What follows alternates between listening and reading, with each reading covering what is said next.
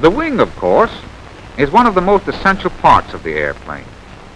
It is a light structure considering its size, and its motion through the air must be controlled. Note its erratic flight as it falls. The body, or in this case the stick, is important.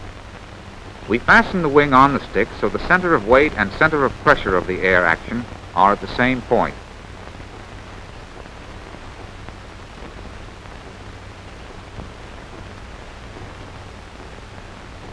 To see what effect this has, let's drop it.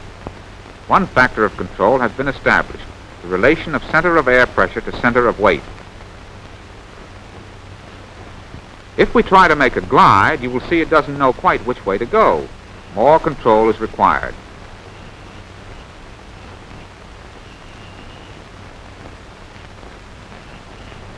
Another essential part is the horizontal tail surface, just a small wing which we fasten to the tail. Having added weight aft, we must move the wing back to keep our first control factor constant.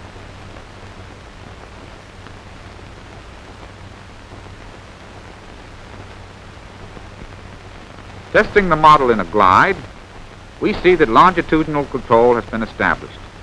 Note it turned to the left. The wings are bent up on purpose. This angle is called dihedral and makes the wing stable laterally to keep it from slipping to one side.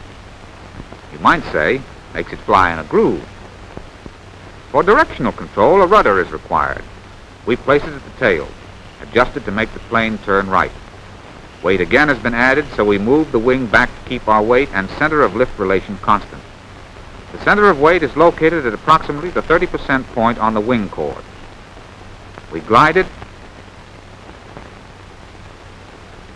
and it does go to the right. We have thus established all the essential features: wing for lift, stick for location, horizontal tail, and rudder for control. All it needs now is power.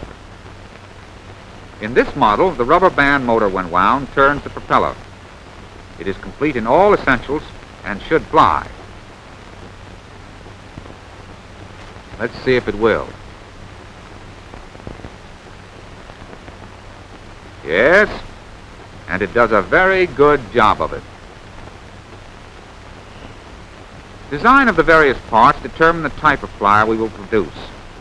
In nature and in mechanical flight, there are many types of flyers. Each is designed to perform a specific job.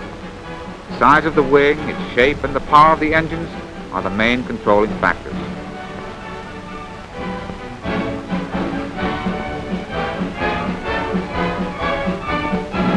These Army bombers are good examples of the weight carriers.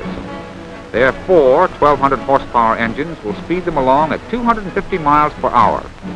The large wing enables them to carry huge loads of bombs for thousands of miles without stopping. The commercial Clipper plane takes off.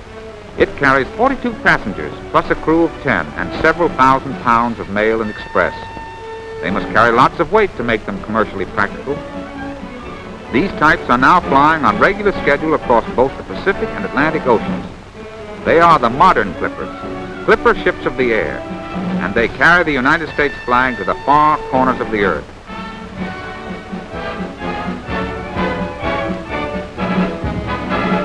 For long-distance non-stop flights, the Endurance type is used. This Navy PBY flying patrol boat is noted for its long range and great endurance. In formation, groups of them have flown from San Diego to the Hawaiian Islands. There goes one bouncing off the water for some far distant shore. Notice the great span of the wing, a typical characteristic of wings built for endurance flying. Equipped with landing gear, the flying boat becomes an amphibian and can land on water or on the ground.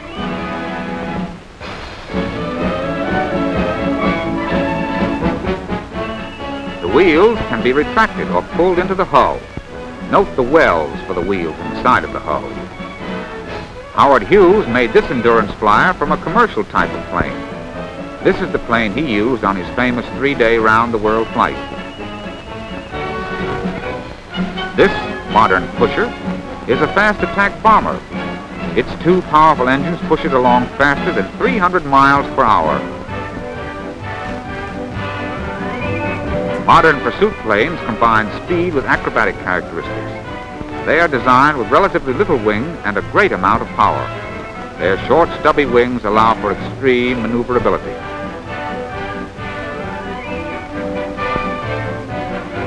Here is a group of pursuit planes typical of the acrobatic type.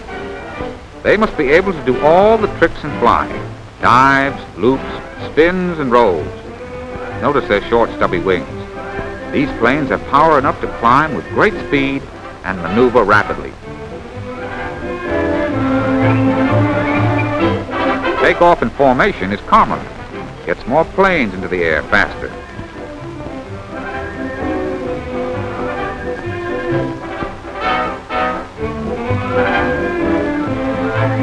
Slow roll is a difficult maneuver. It takes lots of practice and skill. In making one turn, the pilot has to reverse his controls 4 times.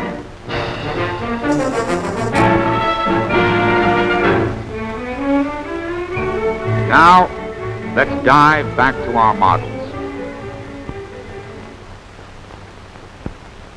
Here, too, we have many types and varieties. This fuselage model is like the weight carrier.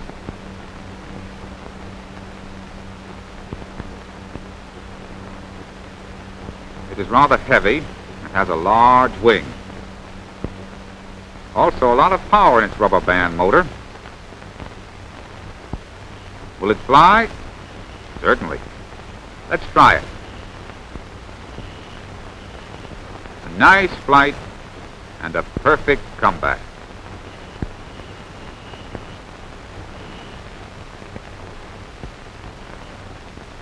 The Endurance model is much larger and of very light construction.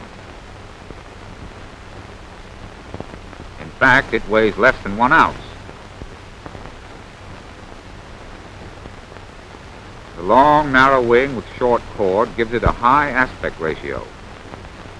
The propeller and rubber band are designed to make it fly slowly and for a long time. Models like this will stay in the air for many minutes. Follow its flight, but don't twist your neck too much. Anyone can build a model like this, providing he starts with simple ones, and gradually develops the required skill and technique. Round and round it goes. The propeller turns very slowly so that it will not use up the turns of rubber too rapidly.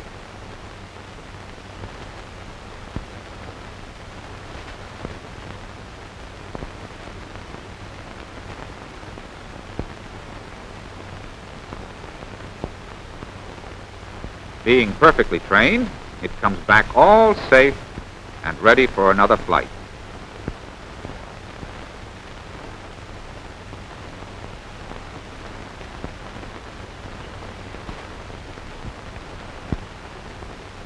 Here is a model that will do justice to a Roscoe Turner. It's a speedy little number. The wings are short and stubby.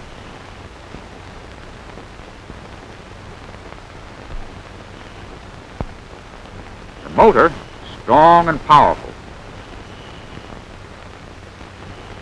Keep your eye on it as we let it go for a short flight.